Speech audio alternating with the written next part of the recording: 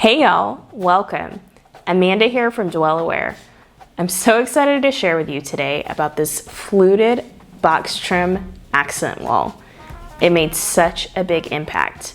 So let's get into the project. This is our dining room space. It's really light and airy, and I just wanted to bring some depth, character, and life to it.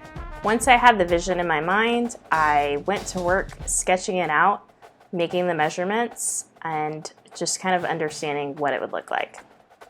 I was completing this project for Haven Conference, and We Are Wood Grain gifted $350 towards the wood. I got the box trim molding and then the fluted trim molding. I cut down to size the pieces that needed to be made smaller, and it is incredible what you can fit inside a small car. All right, so our walls have a heavy 80s texture, a wall texture called stomp texture. It's in our whole house, and for this accent wall, since I just think the background is gonna look better if it's flat. And there's a few different ways you could do that. You can buy a thin MDF, and what I'm going for is basically skim coating the wall. I've never done it before, so we will see what the result is if I end up wanting to do the whole house. If it just looks good with it, we'll see. So I'm taking this ultralight joint compound. I will ladder it down a little bit and just lightly do some coats. I'm thinking maybe 3 will work, but we'll see.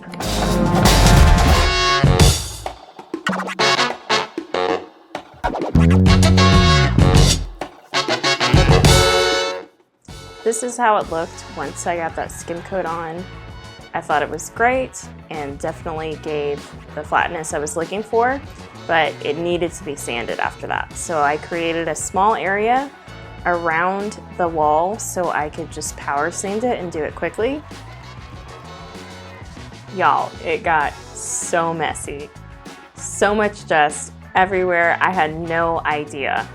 If you've reached this breaking point in DIY, give this video a like, subscribe, because we keep it real here with the DIY projects.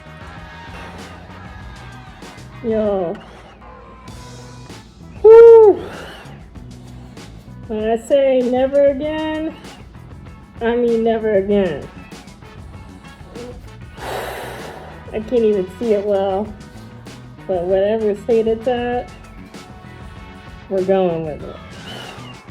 After I got it all cleaned up, I went to priming. It was flat, looking just how I was imagining. I started cutting the fluted trim. You could do this with a handsaw or a circular saw, but the miter saw made the precise cuts really easy.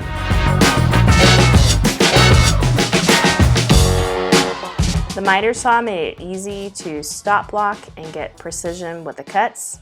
So I started laying it all out, and y'all, to see that vision starting to come together was awesome. Since I had it all laid out, I started to put the trim molding together to try to make those cuts. There was some trial and error figuring out the angles and the right places to cut it. But once I got the first box done, it made all the other boxes easier. All right, got all the cuts done, just had just enough wood. Going back, I probably would have cut the big ones first in order to conserve, but we got one extra piece of wood, so we're good. Awesome.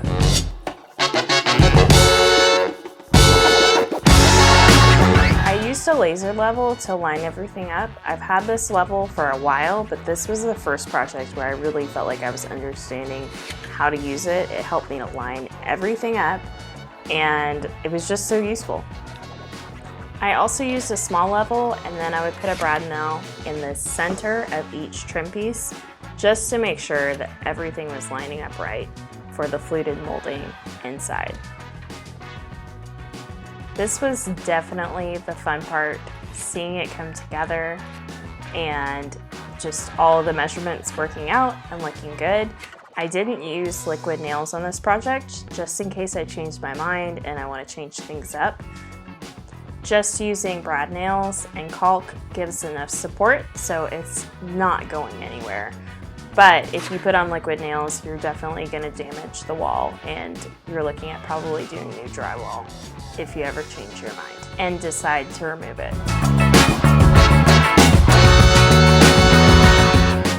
As you can see, I was really feeling the excitement of seeing this come together.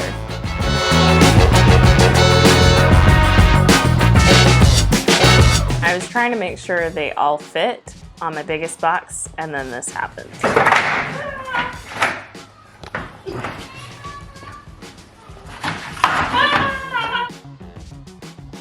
Disaster averted, and we're back to completing the project. Yeah, doing it.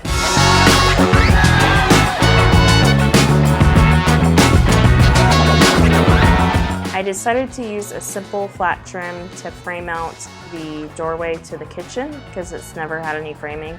And then I used it also between the box trim molding to create a line of delineation. I got to work caulking. This job was definitely some work. And then I filled all of the brad nail holes with wood filler. Then I got to priming. I picked up some paint samples so I could decide what color was really going to make impact on this accent wall. One of my favorite paint hacks is to use a trash bag as the liner for the paint tray. Once you finish painting, you can turn it inside out and then use the bag for all your cleanup. I decided to use Red Curry by Behr Paint, and I didn't realize that my roller was not dried out completely. Then this happened. There's so much water.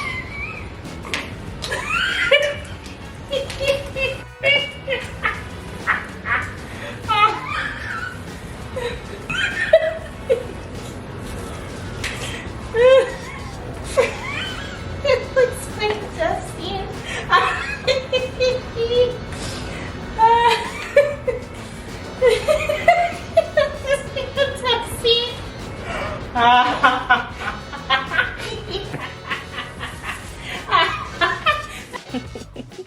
Give a like if you know what it's like to be at this point in your DIY.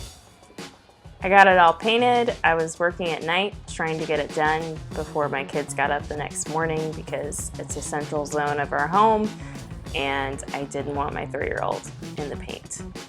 Y'all, I was not prepared for how extreme this transformation was.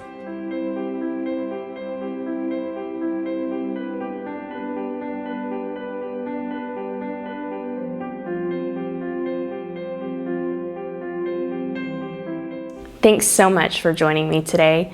If you like this video, please be sure to hit that like button, subscribe to my channel, and turn on your notifications so you don't miss a thing. Y'all be sure to dwell aware out there.